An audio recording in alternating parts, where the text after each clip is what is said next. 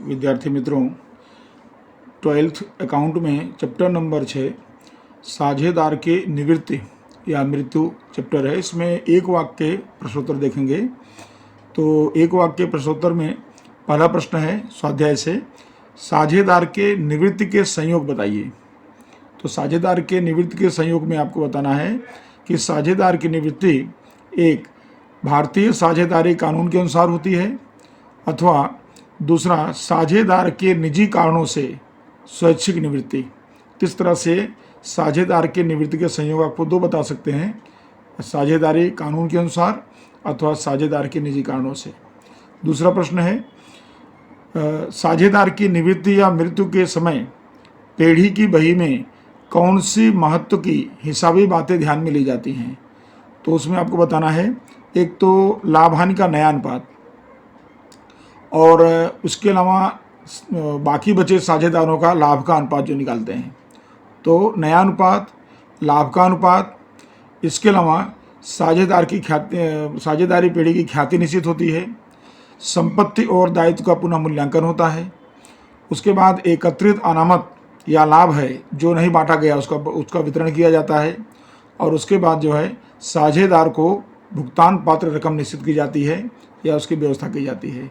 इस तरह से अगर आपसे पूछा जाए कि साझेदार की निवृत्ति या मृत्यु के समय पेढ़ी की बही में कौन सी महत्व की हिसाबी बातें होती हैं, तो आपको ये 5 मुद्दे या 5 पॉइंट बता सकते हैं आप। प्रश्न नंबर 3 है, कौन सी बाकियां साझेदारों के पुराने लाभानि के प्रमाण में जमा होती हैं, यहाँ बताया गया है।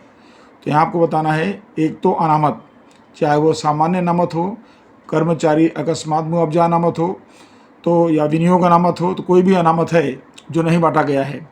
तो एक तो अनामत, ये पुराने अनुपात में इसको साझेदारों के पूंजी खाते में जमा किया जाता है। और दूसरा नहीं बांटा गया लाभ, लाभान खाता की बाकी हो, जमा बाकी यानी नहीं बांटा गया लाभ। तो ये दो चीज़ें हैं जिनको हम पुराने अनुपात में साझेदारों के पूंजी खाते में जमा करते हैं। उसके बाद प्रश्न 4 है, कौन सी बाकियाँ सभी साझेदारों के पुराने लाभान के प्रमाण में उधार की जाती हैं। तो उधार के लिए एक तो नहीं बांटी गई हानि यानी लाभान खाता की उधार बाकी इसको बोलते हैं। तो लाभान खाता की उधार बाकी दिया हो या नहीं बांटी गई हानि। और दूसरा है चालू प्रसारित राजस्व खर्च, जिसके अंदर आपको दिखाई देगा संशोधन या विकास खर्च दिया हो तो उसको आपको बांट देने का है। ये हमेशा आपको पक्की तल पर के संपत्ति पक्ष में दिया रहेगा, इसलिए इसको पूंजी या चालू खाते में आपको उधार पक्ष में बांट देना पड़ता है। अथवा विज्ञापन अभियान खर्च, अगर ये भी दिया है तो आपको बांट देना चाहिए। तो इस तरह चालू प्रसारित राजस्व खर्च जैसे संशोधन और विकास खर्च, विज्ञापन अभियान खर्च इत्यादि। तो ये जो दो चीज़ें हैं ये साझेदारों के पूंजी खाते में पुराने लाभान के अनुपात में उधार की जाती हैं और उपरोक्त जमा की जाती हैं। अब आता है प्रश्न 5, साझेदार की निवृत्ति के समय पेढ़ी की बही में दर्शाई पुरानी ख्याति की हिसाबी असर बताइए। तो देखते हैं आपकी पक्की तलपट में संपत्ति पक्ष में अगर ख्याति दर्शाई होती है तो पुरानी ख्याति कही जाती है, उसको हम पूंजी खाते के उधार पक्ष में दर्शा देते हैं पुराने अनुपात में बांट करके। तो उसकी प्रविष्टि आप बता सकते हैं कि सभी साझेदारों के पूंजी अथवा चालू खाता उसको उधार करेंगे और ख्याति खाते जमा करेंगे, क्योंकि उसको हम पूंजी खाते या चालू खाते में उधार पक्ष में बांट के लिखते हैं। तो यह प्रविष्टि आप लिख सकते हैं इसके अंदर कि सभी साझेदारों के पूंजी या चालू खाता उधार और ख्याति खाते जमा। उसके बाद है प्रश्न 6, साझेदार की निवृत्ति या मृत्यु के समय पेढ़ी की नई आंकी गई ख्याति की हिसाबी असर बताइए। अब जो नई ख्याति निश्चित होगी यहाँ पर तो उसकी हिसाबी असर बताना है। तो जो नई ख्याति होती है उसको हम पूंजी खाते में दर्शाते हैं। तो उसके लिए प्रविष्टि आप इस तरह बता सकते हैं, चालू रहते या चालू रहने वाले साझेदारों के पूंजी या चालू खाते उधार होगा और जो साझेदार निवृत्त हो रहा है तो निवृत्त या मृत्यु पाए साझेदार के पूंजी खाते जमा। तो ये इसकी प्रविष्टि बनेगी और आप यही असर बताते हो पूंजी खाते में, पूंजी खाते के जमा पक्ष में निवृत्त होने वाले साझेदार के खाते में बताते हो और जो भुगतान करता है यानी कौन भुगतान करता है ख्याति का, चालू रहने वाले साझेदार बाकी की, तो आप उनको उधार करते हो। तो एंट्री बनेगी चालू रहते साझेदारों के पूंजी या चालू खाता उधार, निवृत्त या मृत्यु पाए साझेदार के पूंजी खाते का। फिर आता है अगला, लाभानि समायोजन खाता कब और क्यों खोला जाता है। तो यहाँ पर बताना है कि संपत्ति और दायित्व का पुनः मूल्यांकन करने के हेतु से, संपत्ति और दायित्व का पुनः मूल्यांकन करने के हेतु से लाभ हानि समायोजन खोला जाता है। इसको हम क्या बोलते हैं? दूसरा पुनः मूल्यांकन खाता भी बोलते हैं।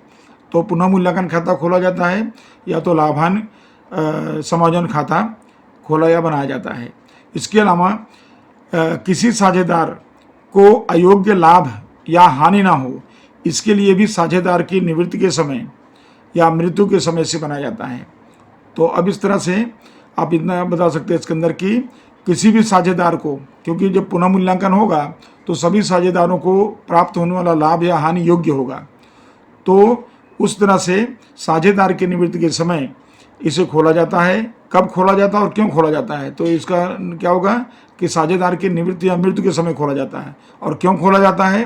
तो संपत्ति और दायित्व के पुनः मूल्यांकन के हेतु से तथा किसी साझेदार को अयोग्य लाभ या हानि ना हो, इसलिए खोला जाता है। तो दोनों उत्तर आपके इसके अंदर हो जाते हैं। और इसके बाद अब लास्ट प्रश्न है 8वां नंबर। निवृत्ति या मृत्यु के समय उस साझेदार को उसके भाग की ख्याति किसके द्वारा दी जाती है, क्यों? यानी जो साझेदार निवृत्त होता है या जिस साझेदार की मृत्यु होती है, उस साझेदार को उसके भाग की ख्याति किसके द्वारा दी जाती है और क्यों दी जाती है? तो इसका उत्तर हम बनाएंगे कि निवृत्त या मृत्यु पाए साझेदार को उसके भाग की ख्याति बाकी के साझेदार देते हैं। यानी जो साझेदार अब चालू हैं या बाकी हैं, उसके अलावा धंधे में हैं, वह उसको ख्याति देते हैं। क्यों देते हैं? तो क्योंकि साझेदार की निवृत्ति या मृत्यु के पश्चात, यानी जो साझेदार निवृत्त हो रहा है या जिसकी मृत्यु हो रही है उसके पश्चात उसके लाभ का हिस्सा बाकी साझेदारों को प्राप्त होता है। यानी जो साझेदार बाकी हैं, जैसे ए बी सी 3 साझेदार से निवृत्त होता है, तो सी के निवृत्ति के बाद जो है उसके लाभ का हिस्सा किसको मिलेगा? ए और बी को मिलेगा। तो इस तरह से ए और बी जो बाकी के साझेदार हैं उनको उसका हिस्सा प्राप्त होता है। इसलिए उसके मुआवजा के रूप में, यानी उनको फ़ायदा जो हुआ उसके मुआवजा के रूप में वह निवृत्त होने वाले साझेदार सी को क्या देंगे? उसके बाकी ख्याति का भुगतान करते हैं अथवा ख्याति देते हैं। तो इस तरह इसका आंसर होगा कि निवृत्ति या मृत्यु पाए साझेदार को उसके भाग की ख्याति बाकी के साझेदार देते हैं, क्योंकि साझेदार के निवृत्ति अथवा मृत्यु के पश्चात उसके लाभ का हिस्सा बाकी के साझेदारों को प्राप्त होता है और उसके मुआवजा के रूप में वह ख्याति का भुगतान करते हैं। तो विद्यार्थी मित्रों, ये एक वाक्य उत्तर जो अपने प्रकरण में रह गया था, तो ये आपको यहाँ दर्शा दिया गया। इसको आप पढ़ करके आसानी से उत्तर दे सकते हैं।